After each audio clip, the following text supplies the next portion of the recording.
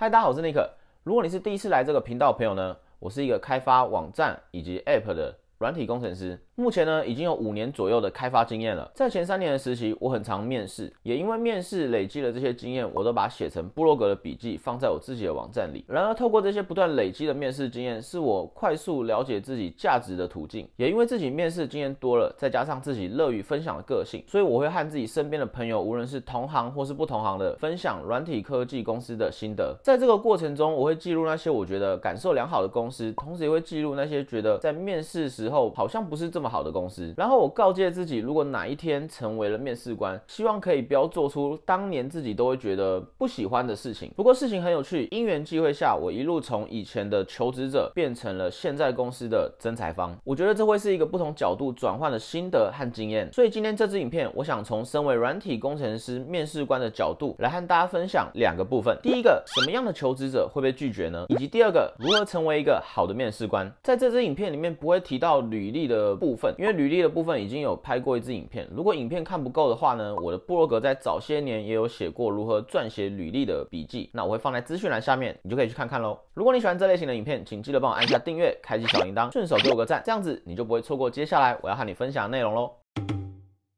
在过去1年里，恰巧遇到自己现在身处的公司扩编的情况，也因为这样子，我有了很频繁的面试经验。因为我的角度转换了，从一个求职者变成了一个征才方，所以我要准备的事情也就和以前不一样了。也因为在过去1-2年左右，我当时准备了很多面试，看着这些人来人往，似乎就看到当时新手时期的自己。也因为这样子的角度转换，所以我也就突然了解了为什么当时新手时期在那个时候的公司没有录取我的原因。和你分享，身为面试官的我遇到以下几种情况，会让我觉得很难以继续。那如果面试很难以继续，那通常就很容易被拒绝。一般来说，在面试一开始，我通常会先请面试者从自我介绍开始先说起。因为自我介绍这个环节通常是一个热身的问题，所以我往往会透过这段自我介绍接续下去问你问题。如果你的自我介绍里面没有放一些令人觉得有兴趣的线头，所谓的线头就是会让人觉得说会想要问你，继续把问题延续，或者是容易对这一块产生兴趣的，通常我会称之为一个问题的线头。所以如果你的自我介绍里面没有放线头，总是平铺直叙的话，那就很容易让人问不下去。那接下来呢，我们就只能从履历上面开始找看看有没有能问你的问题。其实在面试的过程中，身为面试官的我所问的每一个问题都不是为了考倒你，在问问题的过程中，我们是希望能够挖掘你的人格特质以及你的技术能力，透过你的反应以及回答，想要更显现的，如果我和你一起工作的时候，你会是什么样的表现。所以一般来说，来面试软体工程师，无论是初阶、中阶或者是高阶的职位，所以我会感兴趣的介绍往往是有提到过去花了多少时间做了一个小网站或是一个小机器人，弄了什么作品是和这个软体开发有关的部分，会比单纯叙述你如何想成为软体工程师来得更有话题。再来，如果从履历上面开始来聊的话，如果你的履历上面只写着维护旧专案、开发后端的 API， 这样子以面试官的角度就只能看得出大概，也看不出你所使用的技术或者是你解决了什么样的问题。如果在履历上面也没有让人有想问的线头的时候，就很容易让人想要跳过。但如果把刚刚的那一段叙述，换句话说呢，改善旧专案，优化资料库结构，提升 SQL Query 的时间 30%， 如果在履历上看到这个，通常就会很想要去问这个的实作细节。我可能就会想去问你，为什么会想要去优化这些资料库的结构？是设计不好吗？还是遇到了什么样的问题呢？是你的主管指派给你的吗？还是你自己发现了问题，然后并且着手解决？我自己会透过这些问题来去了解说，现在这个求职者他的积极程度，以及沟通能力，还有解决问题的能力。初步稍微探了一下你的人格特质之后，接下来我就会去问一些关于技术细节的部分，比方说可能会探讨说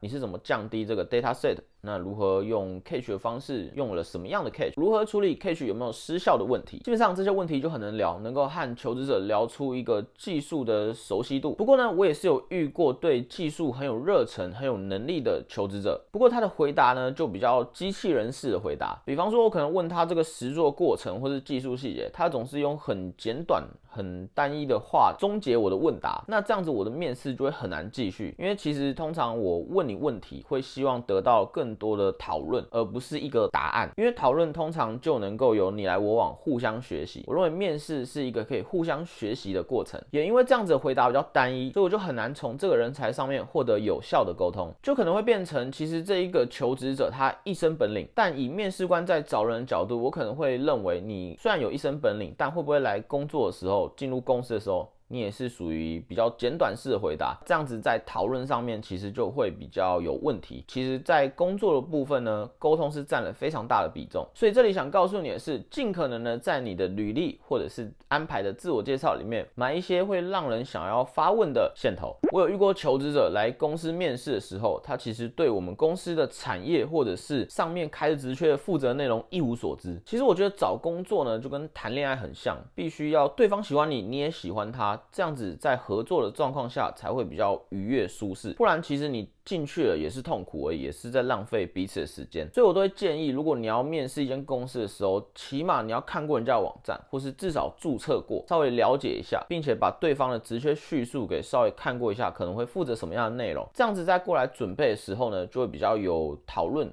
不然身为面试官，我会觉得哇，你对我们公司一无所知，然后我接下来的5分钟就要像一个行销业务一样和你推销我们公司在做什么，然后就会觉得说你对我们好像没有这么的有兴趣，但其实不知道为什么你要来投这间公司，所以就会觉得也许这样子的人才就不会是第一首选，因为你可能不见得会喜欢这个产品，你只是想要这份工作。那在热忱上面的话，其实就会有差。因为身为面试官的我会期待这些求职者对公司的产品或者是技术有一定的热忱跟追求，我认为这是我现今公司比较想要建立的团队文化。所以完全不做功课，对我们公司完全没了解的人就来面试的话呢，通常分数不会太高。其实来公司工作就像是一支球队，要为了同一个目标一起获得胜利，而不是像是来找托儿所还是补习班的。有些求职者很在乎自己能拿到什么，却没有积极的告诉我你可以提供什么样的价值，那就会变成说好像你是在一直想要追福利，你想要追薪水，你想要知道有没有人带你，你想要知道有没有发展空间，你想要知道有没有你专属的舞台，可是却说不出你能够为这一份工作提出什么样的价值。那这样子的话就会变成是你好像是来要东西的，而不是来一起打仗一起做一个产品的。那这样子在面试的过程中呢，我就会觉得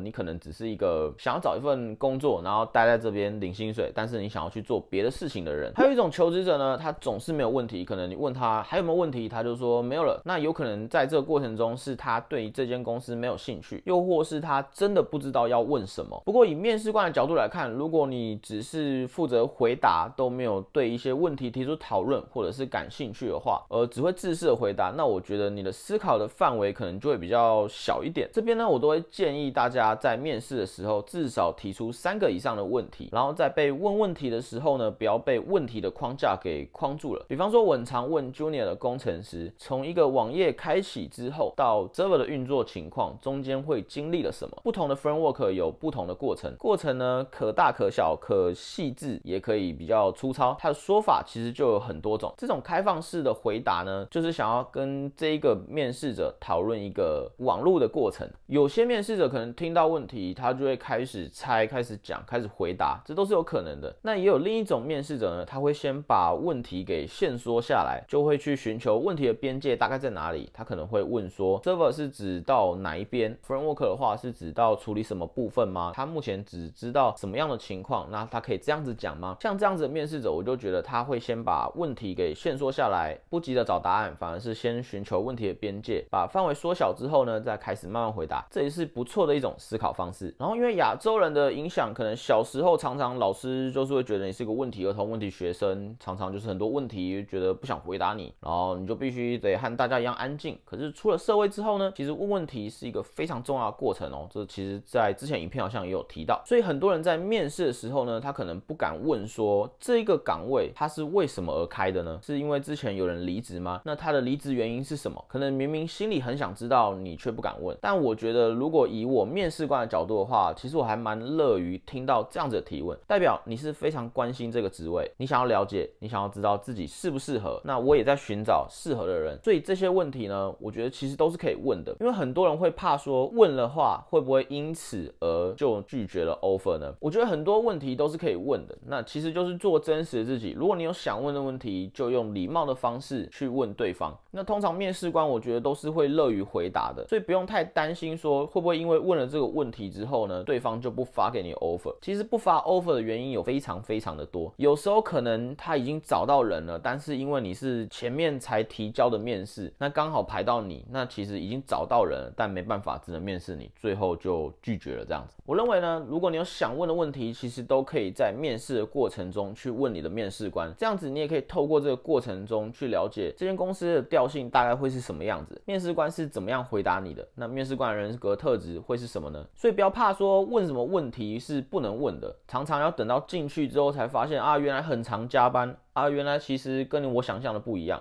我觉得在找一个工作的时候，其实就和你要去一个补习班报名，你会希望知道，这里的学生都在干嘛？这里的师资怎样？这里什么时候上课？什么时候下课？下课的时候哪里是家长接送区？相信你会想要知道这些问题的细节。那么在面试过程的时候呢，你也要去了解这间公司到底和你 match 不 match。其实一些问题就可以透过讨论，透过主动的发问，获得更多的资讯，这对自己都会是有帮助的。我觉得可能身为亚洲人的通病吧，就大家会觉得说问题会不敢问，怕得罪别人。与其你得罪别人，然后让自己难过，其实没有必要。我觉得还是一样，就是为了自己而活。You only live once。总而言之呢，就是做真实的自己，因为你面试的是软体工程师的岗位，而不是一个演员。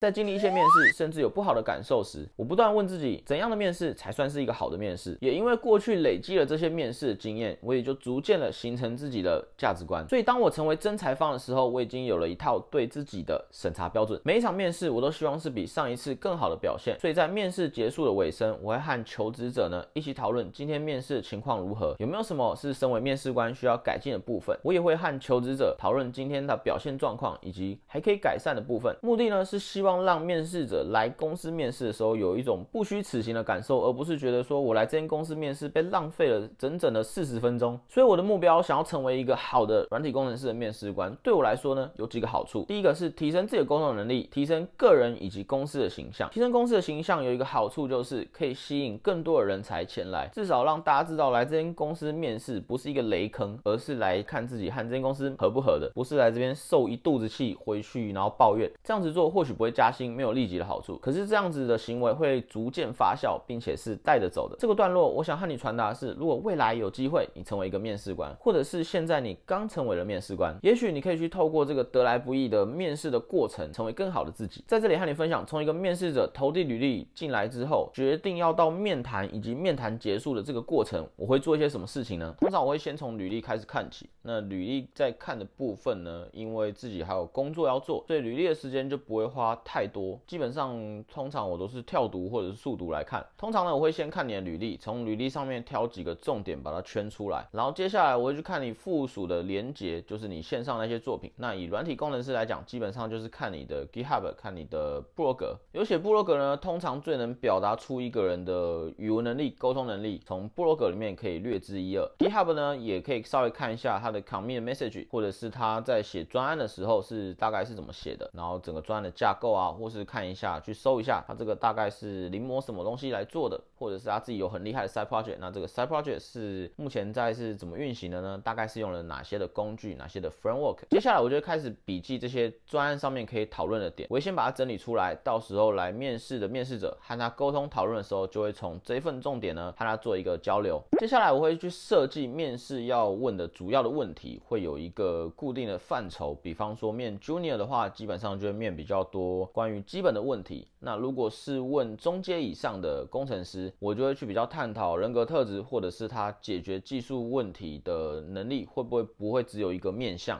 最后呢，大概就是讨论一下人格特质，然后去了解一下这个人适不适合我们公司。那也会告诉他我们公司现在状况是什么，现在文化是什么，也让他参考一下这样子的公司适不适合他。在面试的尾声呢，通常我会用三明治鼓励法做一个结尾。什么是三明治鼓励法呢？就是先称赞，然后讲一下中间还需要改善的部分，最后再用称赞去结尾。以一般人来讲，没有人会想要听到很难听的批评。那如果你希望对方是有机会改进的话，就可以透过这个方法和对方做一个比较有效的讨论跟建议。这个方法不错，所以可以推荐给大家。就是比方说，你可以先跟他讲说，很高兴、很肯定你今天的表现，有哪些是特别值得令人惊艳的。中间呢，有什么部分你可能没有回答出来，或者是你有没有想很久的部分，然后哪边是可以改进的，这边可以给你一些方向。最后呢，就是很感谢他今天来面试，然后今天提供了怎么样子的过程，然后让我们觉得很印象深刻。一般来说，每一个人听到通常都不会觉得说，你是很刻意的在批评他，所以通常我会用这个方式来作为结尾。如果你曾经参与和我的面试，也可以欢迎你在下面留言和大家分享心得，无论是好的或是坏的，或是要批评，我也都欢迎。那这样子可以让大家知道这个应该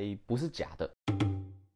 所以总结一下，有时候呢，如果你没有上一间公司，并不代表你的能力不好，有时候是因为很多的环节刚好就是这样子擦肩而过了，并不代表你自己不够好。很多人可能会面试找工作的时候，觉得没有拿到 offer， 就觉得自己很自卑，觉得自己能力不好才找到工作。其实真的，你当了面试官之后会知道，其实很多的细节都不是因为你不够厉害，要不就是有比你更适合的人选，要不就是刚好这位面试者有哪些我们比较 care 的东西刚好没有touch到，那就会比较可惜。还有一个重点呢，就是面试的时候，我觉得尽量的表达真诚的自己就可以了，就不用刻意去当一个演员，然后刻意去讨好你的面试官。面试是一个互相交流，而不是一个上对下的感觉。所以我觉得你只要把这个心态平衡好，你就会觉得面试应该会是要一个舒服的过程，彼此像是交朋友认识。面试者了解公司的文化，那公司呢，则是去了解这个人才适不适合这个团队。给大家建议就是，真诚的自己可以找到真诚适合你的公司，不然如果你找到不好的公司，然后你又不离职，想说我待在这间公司里面想要报复老板，其实你最后呢都不会是报复到老板，而是报复到自己，因为你浪费了自己可以去更成长、更学习更多技术的时间。以上就是这支影片全部内容了。如果你喜欢今天的内容，请记得帮我按赞、订阅、加分享，也可以留言告诉我你的心得。你的支持是我继续创作最大的原动力。我是尼克，在地上滚的工程师，那我们就下次见喽。大便的人不会寂寞，大便的人不会寂寞，大便的人不会再寂寞。